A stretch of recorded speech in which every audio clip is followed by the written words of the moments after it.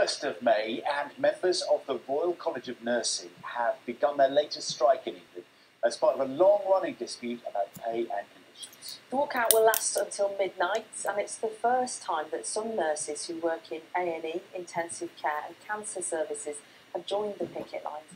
Our health reporter Catherine De Costa reports. London to Bristol, Liverpool to Gloucestershire. For the third time this year, members of the Royal College of Nursing are back on strike in half of England's hospitals.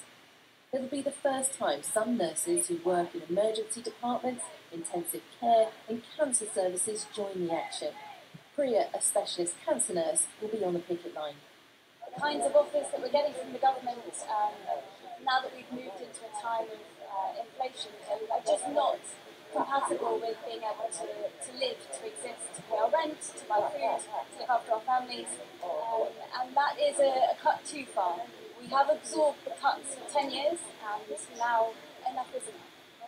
After concerns over patient safety, the RCN has now agreed to raise staffing levels nationally to protect critical areas such as major trauma and intensive care. Health leaders have welcomed the move, but worry the disruption will further hamper efforts to tackle backlogs, something the union disputes. Those waiting lists were not created by nursing staff. The reason nursing staff are selflessly standing up for our patients and taking strike action is for that very reason. Those waiting lists, 7+ million people sitting on them. And why are they there? Because of the tens of thousands of vacant nursing posts that are in place in England. We need those posts filled so we can get our patients off the waiting list. And we won't do that unless we pay nurses a proper and decent wage. The strike was called earlier this month after RCN members rejected a government offer of a 5% pay rise for this year and a one-off payment to top up last year's salary. Members of the Unite union have also rejected the deal.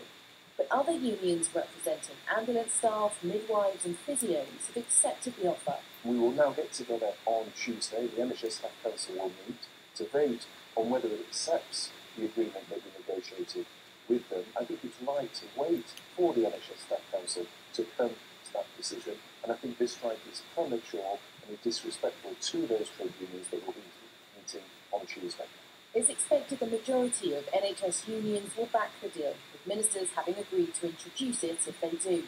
But it won't resolve the dispute with junior doctors, who are on a different contract, and the nurses union says without an improved offer, it plans to reballot members for another 6-month mandate till Christmas.